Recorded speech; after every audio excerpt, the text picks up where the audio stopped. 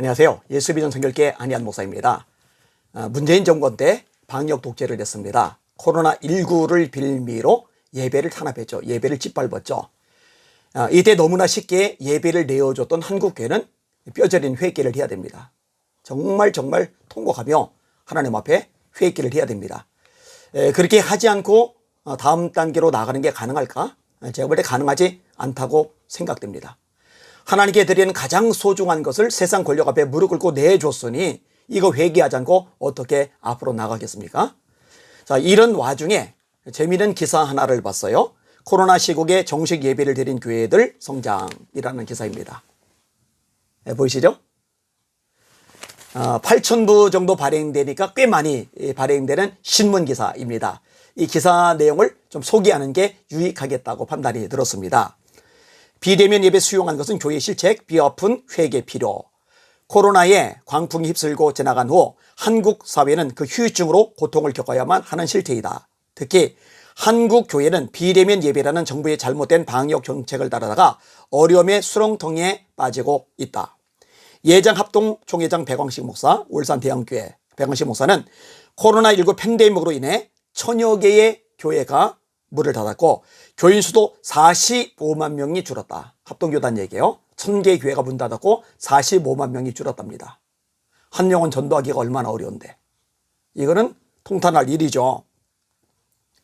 코로나19가 완전히 끝나도 이 30%의 교인은 돌아오지 않으리라는 전망이라며 코로나19 시국에 정부의 제안을 대안으로 받아들인 게 교회의 최대 실책이라고 말했다. 최대 실책 맞습니다. 이것이 합동교회 총회에서만 국한된 사례가 아니다.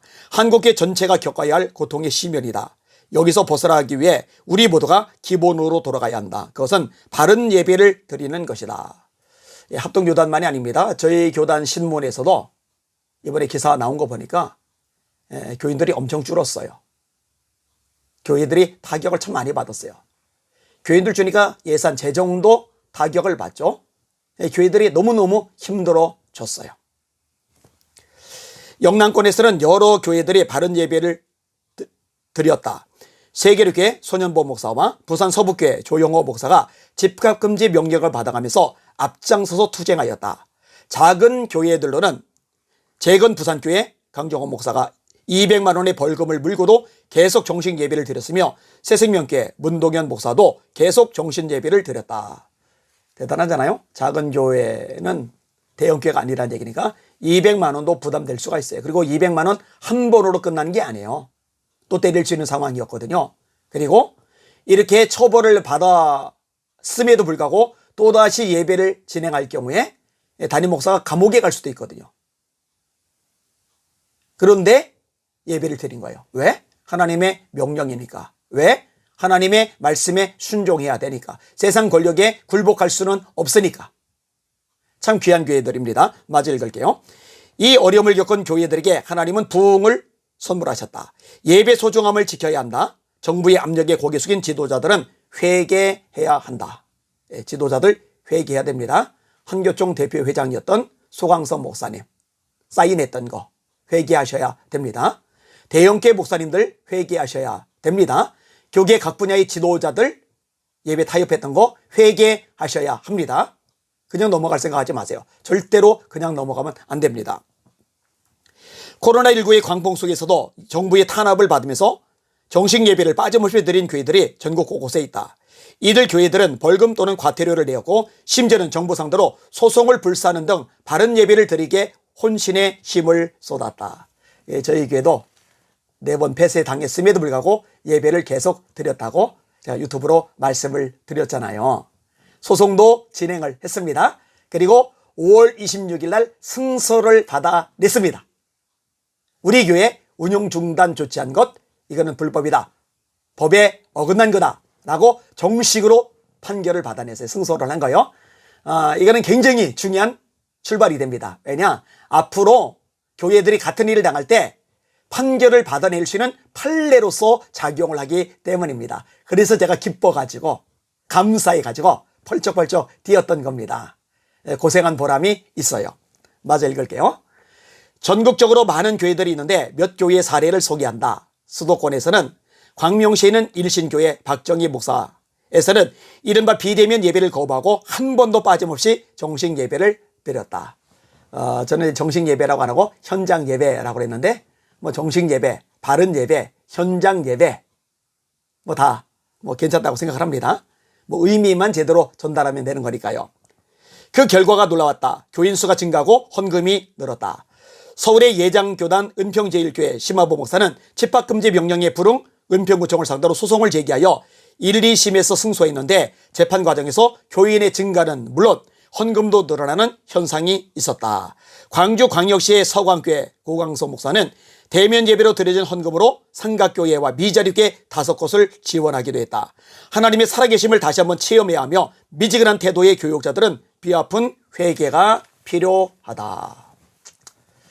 예, 코로나 와중에요, 많은 성도들이 울분에 차서 이런 말을 끄집어냈었어요. 목사님들, 앞으로는 다니엘 설교하지 마십시오. 앞으로는 사드랑, 메삭, 아벳느고 설교하지 마십시오. 고개만 한번 숙이면 풀무불에 들어서 타 죽지 않아도 돼요. 그런데 하나님이 기뻐하지 않기 때문에 고개 숙이지 않았다가 풀무불에 던져졌잖아요. 그게 사드랑, 메삭, 아벳느고잖아요. 다니엘은요, 한 달만 기도를 중단하면 돼요. 아니요, 한 달만 창문 닫고 기도하면 돼요.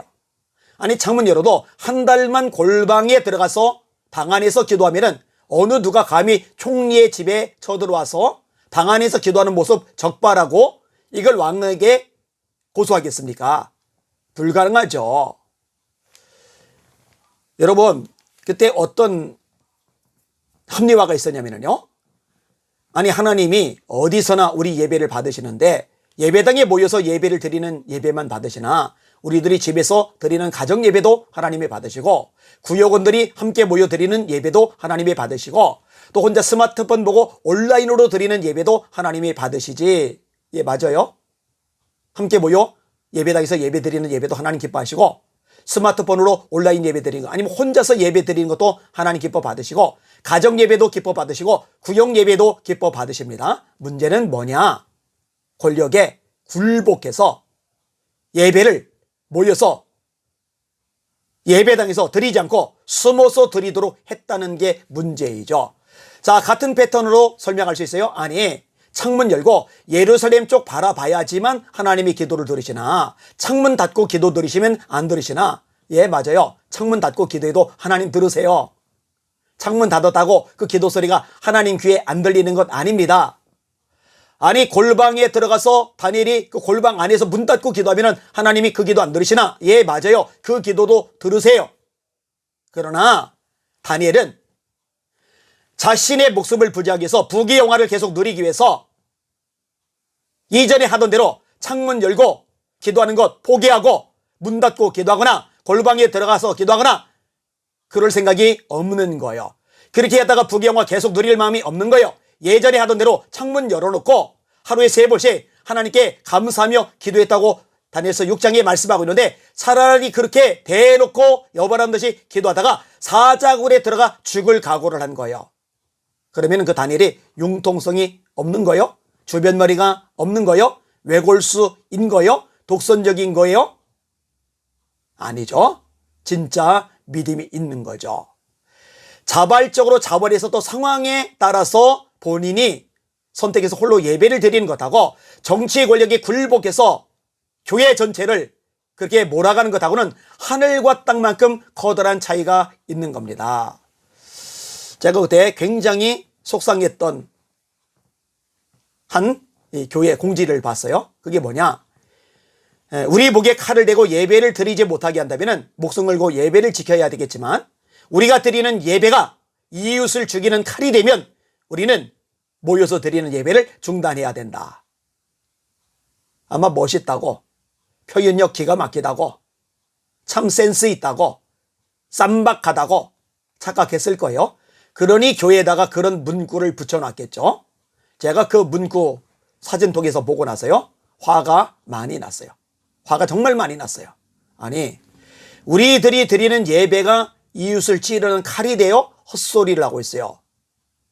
아니, 거리 두기 하고 예배 드리는데, 마스크 쓰고 예배 드리는데 그게 이웃을 찌르는 칼이 된다면 따닥따닥 붙어서 수백만 명이 매일 이용하는 전철은 칼이 아니라 기관총이겠네요. 기관총.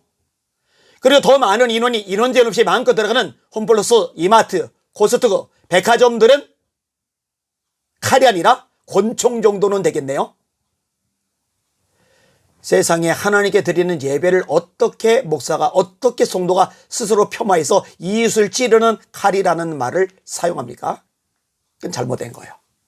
이거 회개해야 합니다. 하나님 용서해 주세요. 하나님 불쌍히 여겨주세요.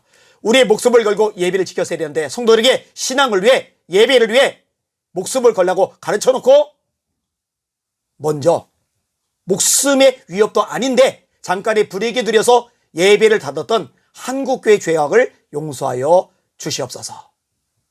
이 기도 계속 하실 수 있기를 바랍니다. 회개 운동이 일어나기를 소망합니다.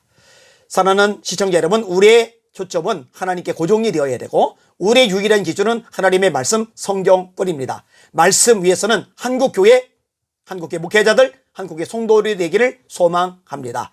날마다 주님만 바라보고 주님께만 순종합시다. 할렐루야.